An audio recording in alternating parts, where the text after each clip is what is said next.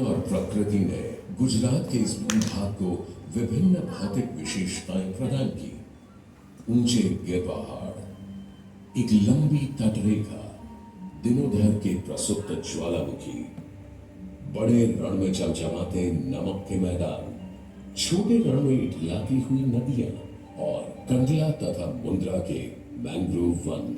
विविधताओं के इस प्रदेश में कंटीले जंगल, गुल व कीचड़दार भूमि और खाड़ियों ने भी जन्म लिया। यहाँ भूमि पर जितनी विविधताएं हैं वो इसकी सतह के नीचे होने वाली हलचल का परिणाम है।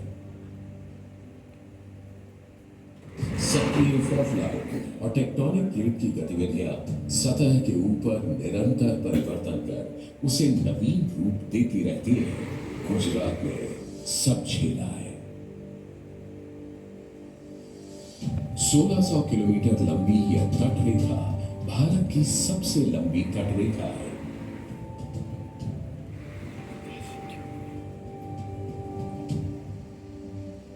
यह कई प्राकृतिक विविधताओं और परितंत्रों का घर है। मैंग्रोव, तटभूमि, कोरल रीफ, घास स्थान, सागर तट और नीली झीलें सब हैं यहाँ।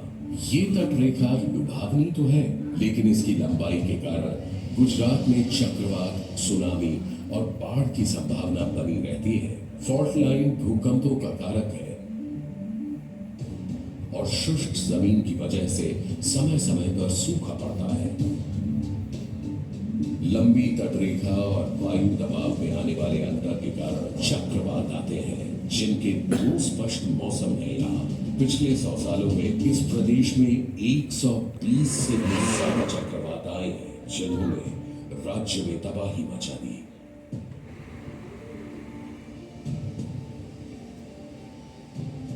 गुजरात सुनामियों से भी परिचित है। समुद्र की सतह के काफी नीचे कराची पाकिस्तान के दक्षिण पश्चिम में मकरान सबडक्शन जोन है। यह एक सक्रिय फॉल्ट क्षेत्र है, जिससे बड़े पैमाने के भूकंप आते हैं, जो विनाशकारी सुनामी का कारण बनते हैं। इससे 12 मीटर तक ऊंची लहरें पैदा होती हैं। ऐसी ही लहरें कांडला बंदरगाह पर 1945 में टकराई थी।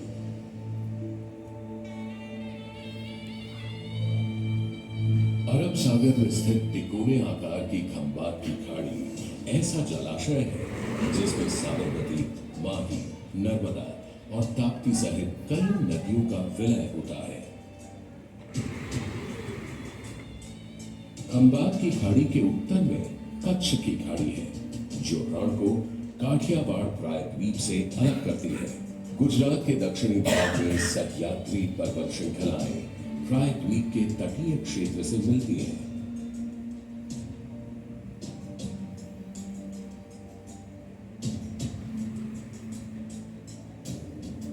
जिससे क्षेत्र में घने हरे वर्षावन बन गए हैं। बारिशों के कारण जमीन उपजाऊ तो हो गई है, किंतु इस वजह से निरंतर बाढ़ आती रहती है। गुजरात के दक्षिण पश्चिमी क्षेत्र में काठियावाड़ प्रायद्वीप फैला है। यह एक शुष्क क्षेत्र है जो तटों से उठते हुए निचले स्तर की पहाड़ी भूमि तक फैला है, जहां 6 करोड़ साल पुराना प्रसुप्त ज्वालामुखी है। उत्तर पूर्वी गुजरात एक अर्ध शुष्क भूमि है, जिसमें बहुत सारे कंटीले जंगल हैं।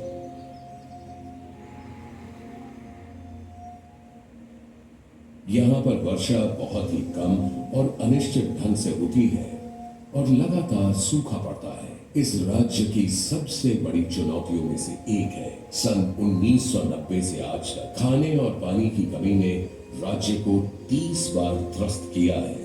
कच्छ उत्तरी गुजरात के सूखे मैदानी क्षेत्रों के बिल्कुल बगल में है।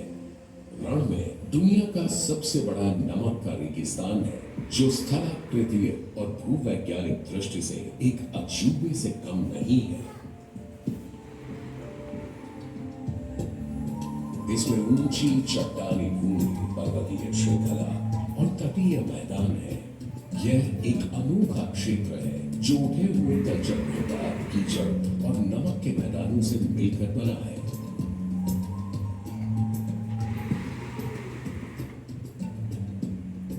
और अब यह बहुत से वन्य जीवों जैसे भारतीय जंगली गधा, बन्नी भैंस और चिंकारा का घर है। रण के ये विशाल नमक के मैदान बाढ़ में कच्छ जिले को एक छोटे द्वीप में परिवर्तित कर देते हैं।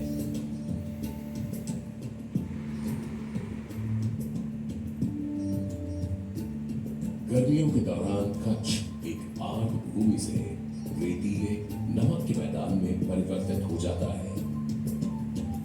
इस क्षेत्र में भूकंप का आना बहुत आम बात है। साथ ही साथ जामनगर, राजकोट, पाटन और बनासकांठा ये स्थिति बनी रहती है।